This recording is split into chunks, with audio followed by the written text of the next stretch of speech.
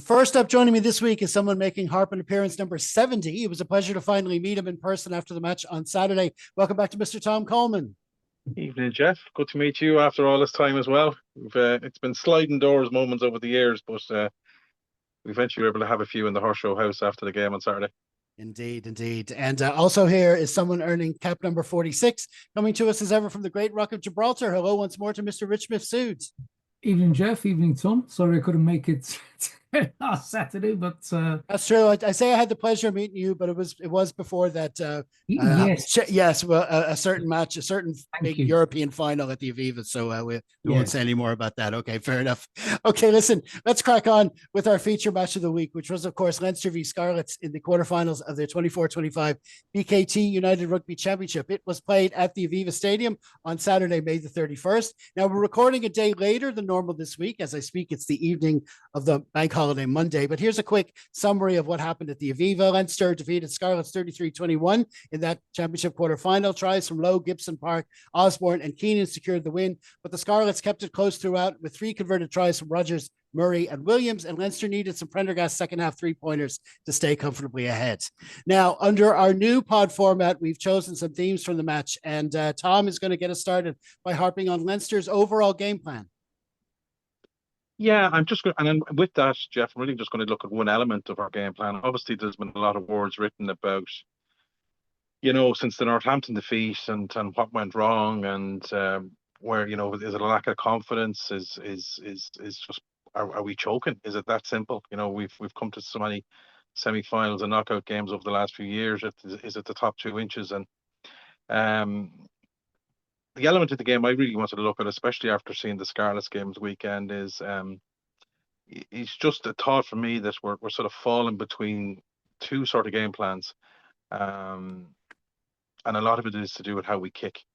Um, Leinster, as any regular watcher would know, is a team that kicks and plays what's called a lot of off-ball rugby, as and they're quite happy to give the ball to the opposition and play for territory, and that's a system that's sort of not necessarily what we grew up with, having supported Leinster for so long. But it can be very effective. Even France, who we rave about having what a backline, with Billy Barry and Peno and Dupont, they kick a lot. New Zealand kick a lot. So this is not a criticism of kicking. But from what I see with Leinster is at the moment is, and just to put it in perspective, we are the number one kicking team in the league. We take the most kicks from hands, and we kick the most meters. Like over 16,000 meters we've kicked in the URC this season. So we are a team that kick. We are a team that kicks. I suppose my issue with the current guys of Leinster and is that anyone looking at the game on Saturday, Leinster kicked a good bit of ball in hand in the first sort of 15 minutes, first 10 to 15 minutes, and in that time we got up to a 12-0 lead. And there was an element of some box kicks from Gibson Park off the base of the ruck and some longer kicks, especially when you've got the likes of Geordie Barish, James Lowe, Sam Prendergast, hashtag spiral. Everybody likes to mention Sam with the spiral.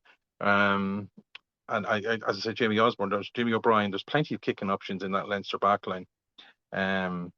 And even you see the odd grubber as well. And it's not normally a short grubber inside the 22. It's normally a long grubber from inside our own half into there. So there was a good variance of kicks in the first.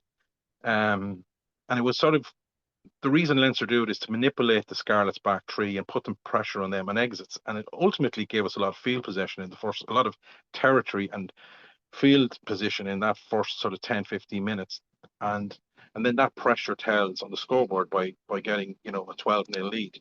And that's what we see on the good side of Leinster. I suppose what my issue with Leinster is, as soon as they build back up a lead at the moment, they seem to go away from that kicking strategy. Nowhere near as effective as it was. Like, to give you an idea, we kicked as many balls in the first 10 minutes as we did for the remainder of that first half. So we had a kicking plan in the first half. We got us into a 12-0 lead, and then we basically, I won't say we went away from that kicking game. As I said, we'd only half the kicks, more kicks in the remaining 25 minutes and a half compared to the first 10, 15 minutes. So that's a change of tactics. And what that does is we're taking the ball more into contact, obviously, as we're not kicking. And we're sort of compounding the change of tactics and going away from our kicking and territory game by when we go into contact, we're sort of offloading a lot in contact. And I'm not talking about the highlight reels that RG Snyman is very good for. I'm talking about just sort of what I'd call a chicken wing pass in contact, sometimes blind. And a lot of balls went to deck on Saturday, and it has done over the last few weeks. So it's like there's a decision there within the coaching staff to avoid the ruck at all costs. Now, a couple of times we've got caught out this season, and actually the Scarlets away in particular in Clonettley, where we lost a lot of ground ball on the deck. So maybe the current coaching staff don't trust the Leinster squad at the moment to be able to contest rucks as well as we could. I don't know what the logic of it is for, but there was obviously words had at half time because obviously Scarlets came back into the game, and within the first 5 minutes of the half, again, we went back to our kicking game. Within the first 5 minutes there was 7 kicks, a couple of box kicks, a couple of long kicks, a couple of grubbers, and 1 crossfield. And 3 of them had positive outcomes. What I mean, we either got the ball back or we end up getting possession off the next phase where Scarlets were forced to kick it out for a line out or whatever. Now I thought the young fullback for Scarlets played well, but that's by the by. I suppose the point of the discussion is when we went back to our game plan A, which we're good at, immediately we got scores on the board and we got a couple of tries in that first period of the second half. But then again, we went away from it for long stretches in the second half as well. So kicking games are sustainable. So I'm not sure. It's not like you're carrying into contact all match. I can see has not been sustainable. It's hard on the body. It's hard to do it over a long season. But I'm struggling to understand the logic of Leinster playing one tactic for the first 10 or 15 minutes of each half, and then when they build up a lead and they obviously get return on it, they sort of go away from it. And it does a few things. It just doesn't, forget about us. It's taken away maybe one of our strengths of our game this season.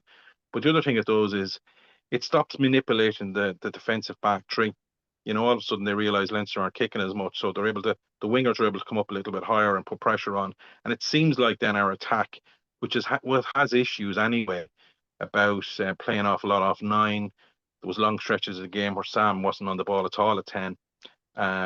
So it leaves our attack looking quite, clanky, for best word I can describe it. But that kicking game, it does allow for space to happen in the attack because you're sort of second guessing the defensive wingers and the fullback where you're going to kick. You're going to kick long with all those weapons that I mentioned, the players we have on the team. So yeah, it seems to be we have a game plan, it works, and then we go off it for some reason. I don't think we know if the game is won, if we're still in the mindset that we're in regular season rugby where you need the 4 tries. But it's just not working at the moment. It's just we feel like we're getting caught between two tactics at the moment. And Jack Cohen mentioned afterwards, one of the key words I noticed in his post-match interview was forcing it a bit. And that's what I go on about talking when they're carrying the contact and just sort of forcing the pass, the blind pass that's not there, trying to shoot it out the back. And a lot of the time it went to deck and it sort of killed any momentum. If you imagine you're running forward and you've got to scoot back to gather up the ball, and it just gives that defense on the opposition a chance to reset. So yeah, it's I won't say falling between two stools. It's just an interesting thing I've noticed where the system and policy of the kicking and a good mixture of kicks works, and then we get a lead and then we go away from it for whatever reason. So I don't know if anyone from the Leinster coaching team is listening, but maybe they might be able to shed a bit more light on it. Of course they are. That's one of how could you doubt it, man? How could you doubt it? But yeah, that's my issue. That's the main and it's something I think we're going to have to address against Glasgow, because they've obviously got a counter threat in the back three and stuff like that. But we did kick a lot against Glasgow in the I know they were missing players, and there's other elements of this. This is not an isolated thing. There's other as we could be talking about another 10 topics about Leinster. But yeah, it's just an issue that I see that we're just falling a bit between two game plans and going away from it when it's working, and it just leaves the rest of the attack a bit clanky then after that. Yeah, I mean, it was always going to be interesting to see how Leinster approached these knockout stages. I mean, obviously they had the week off. It's the whatever you want to call it, the trauma or whatever that goes back to that Northampton game and what went wrong there. And, that stretched out a few weeks. So we were interested to see how they were going to approach this game. They did get off to a good start. Like you said, 2 early tries is always good. But even in that first 10 minutes, there was a couple of overthrown lineouts. There were signs that some systems weren't quite working and stuff. And of course, it wasn't long before the Scarlets got their first try. We knew had an unchanged team. They'd had a recent 3-game winning streak, including a win against us. They had a bit of momentum for this stage of the season going in. So in many ways, it was kind of a good test for us in this quarterfinal. But like you say, there was no pattern, especially throughout the first half, I thought, about what way we were approaching the game. Like, what was it kicking in that? And ironically, towards the end of the half, it was a couple of kicks that I think Sam took a penalty and didn't find his touch. And then James Lowe shortly afterwards put one out in the full from outside the 22. Even then, we escaped our half, and then there was that chaotic try. I mean, you do if that happens 100 times, it doesn't end up in a try. Yeah. But this one was fly hacked a couple of times forward. Scarlet's very quick off the blocks, and they got the try. And then all of a sudden, it's just a 1 point lead at halftime. But then after the break, they were literally kicking everything.